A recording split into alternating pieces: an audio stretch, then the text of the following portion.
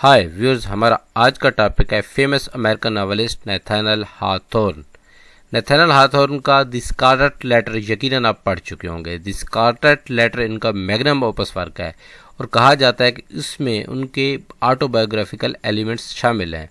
The Scarlett letter की heroine Hester pen के बारे में कहा जाता है कि उसके ताने बाने नैथानिएल हॉथॉर्न की वालदा एलिजाबेथ से जा मिलते हैं। इसमें कितनी हकानियत है, इस पर हम आगे चल के बात करेंगे।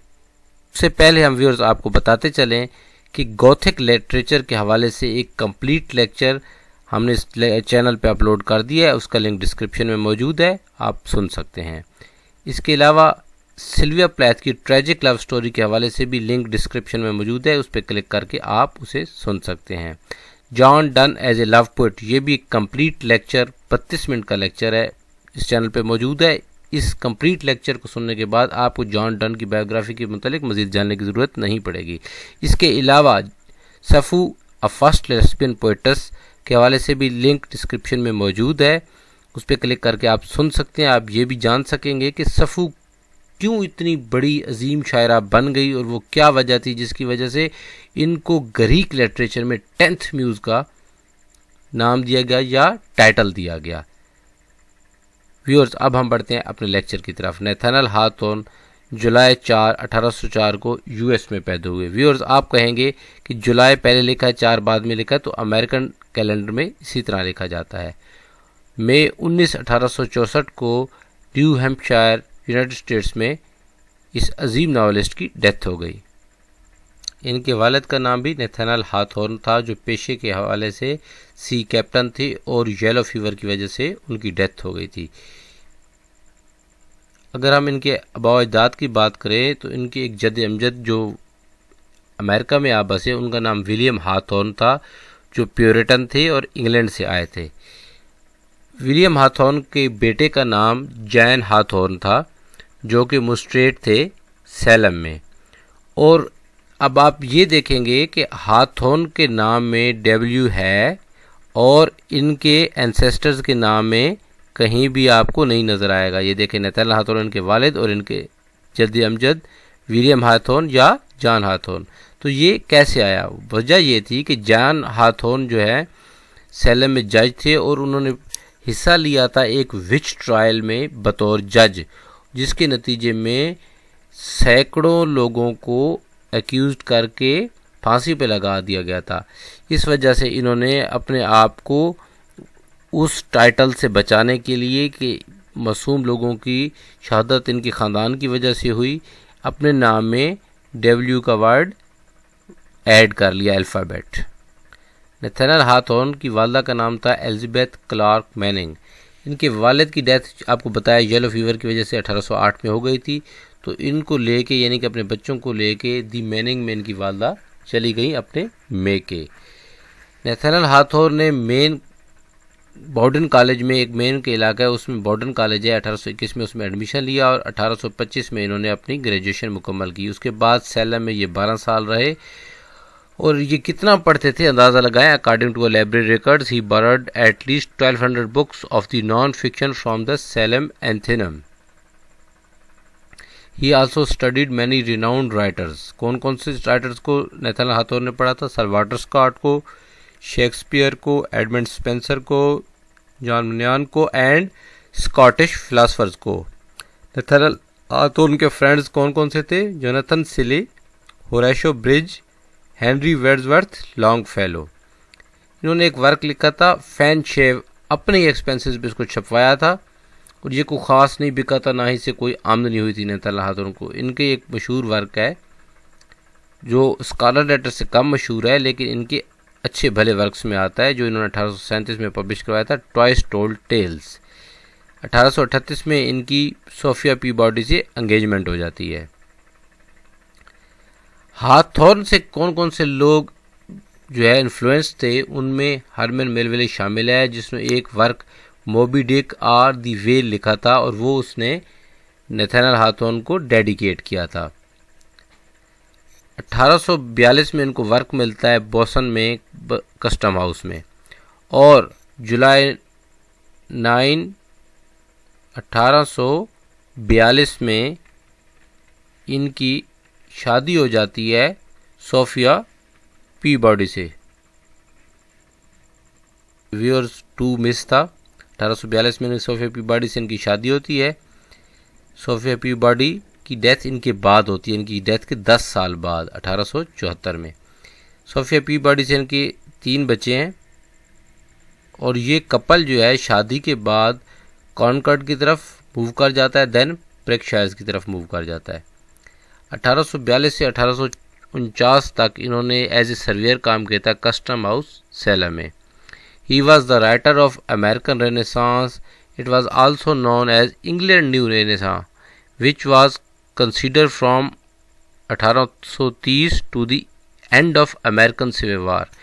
एक तो ब्रिटिश रेनेसां है, एक अमेरिकन रेनेसां है। अमेरिकन रेनेसां कहाँ से कहाँ तक है? 1830 से एंड ऑफ सिविल वार तक। End of American civil war कब है? 1865 तक। हाथोन वाज का related to Puritans New England. Radical Puritans के इरा को इनके वर्क तकरीबन रिप्रेजेंट करते हैं और इनके वर्क्स को ज़्यादातर कहा जाता है कि डार्क रोमांटिसिज्म पे थे। डार्क रोमांटिसिज्म का themes of his novels are dark and gloomy. That's why he is famous for his dark romantic novels. Nathaniel Hawthorne also wrote many dark novels and is also famous as a American short story writer.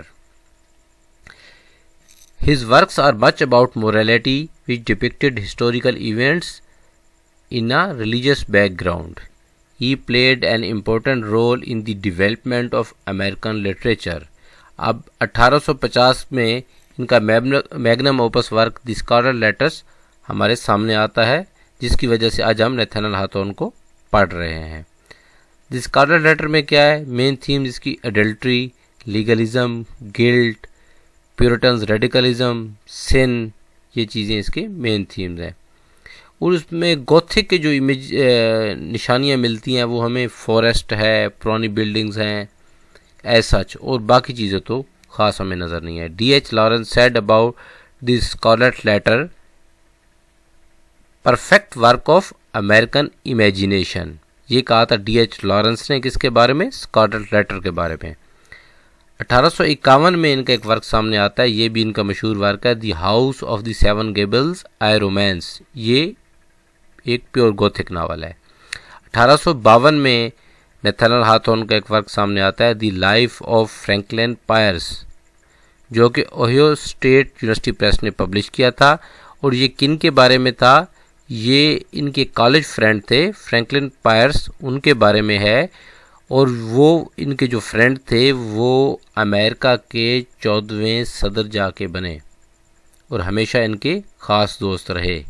और उन्होंने इस work के सिले में 1853 से 1857 तक American council Liverpool में इनको जॉब दिलवाई नैथनियल हाथोर्न को। द ब्लेथडेल रोमांस, ये फर्स्ट पर्सन में लिखा हुआ एक वर्क है नैथनियल हाथोर्न का, 1852 में पब्लिश हुआ। And it is also a big third romantic novel of Nathaniel Hawthorne. इनका एक और इम्पोर्टेंट वर्क है द मार्बल फाउंट और the romance of Monte Beni.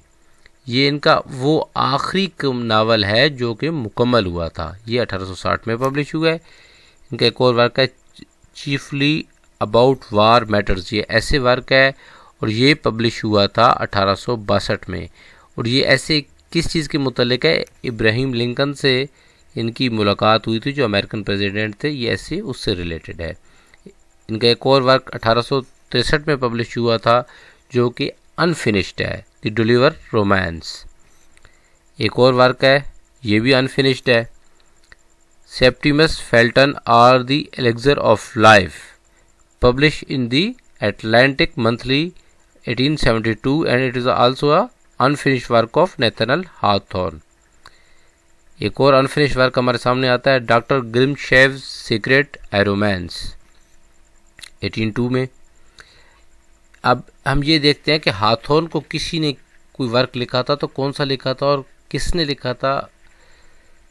Henry Wadsworth Longfellow, इनके एक दोस्त थे, उन्होंने लिखा था द बेल्स ऑफ लिन, जो ट्रिब्यूट किया था नैथनियल हाथोर्न को, और ये 1866 में सामने आया।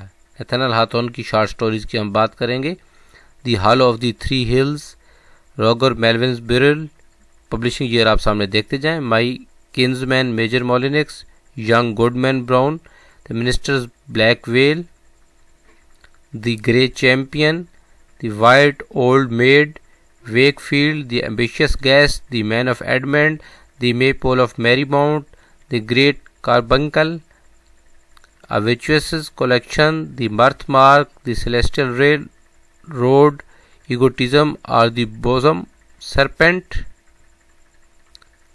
Earth's Holocaust। ये बाकी वर्क आप देखते जाएं सबको। और आखिरी वर्क है फीदर टॉप 1852 में। सिलेक्टेड शॉर्ट स्टोरीज थी इनकी। और इनके नॉन फिक्शनल वर्क्स की तरफ आएँ तो 20 days with Julian and Little Bunny, ये लिखा गया था 1851 में और पब्लिश हुआ है 1904 में। पोस्ट्यूमसली पब्लिश हुआ है। पोस्ट्यूमसली होता है राइटर की डेथ के बाद। और ओल्ड होम इनका वर्क 1863 में।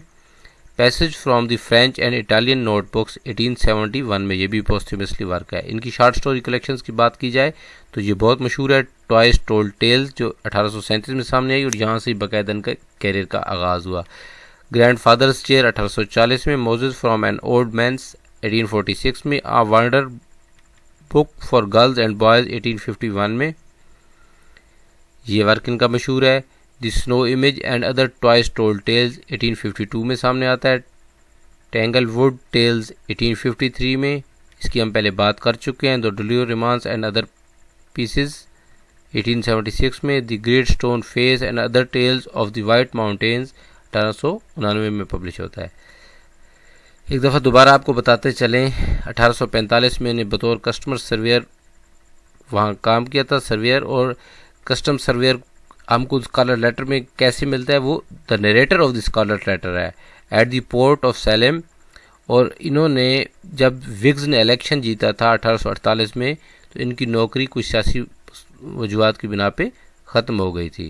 और स्कॉलर लेटर इन्होंने कब से कब तक लिखा था, फ्रॉम सितंबर 1849 टू फेब 1850। इनको मिस ऑगनिस्ट कौन कहते थे? Kate Millett accuses Hawthorne of misogyny. इनकी डेथ कब हुई नेथनल हाथोन की? 1804 में, जब ये सोए हुए थे। और उनको दफन किया गया Sleepy Hollow cemetery at Concord. और इनके जनाजे में जो लोग शामिल थे उनमें Emerson and Longfellow were among his pallbearers. तो व्यूअर्स, यहाँ तक हम आज अपने लेक्चर का इख्तिताम करते हैं। हमारे नेक्स्ट लेक्चर को सुनने के लिए आप हमारे चैनल को सब्सक्राइब कर दीजिए और बेल आइकन पर क्लिक कीजिए ताकि आने वाले तमाम लेक्चर्स आपको मिलते रहें। व्यूअर्स, अगर आपने हमारे मज़ीद लेक्चर सुनने हैं तो चैनल की लिस्ट को देख लें या डिस्क्रिप्शन में मौजूद लिंक्स पे क्लिक कीजिए। अल्लाह निगहबान।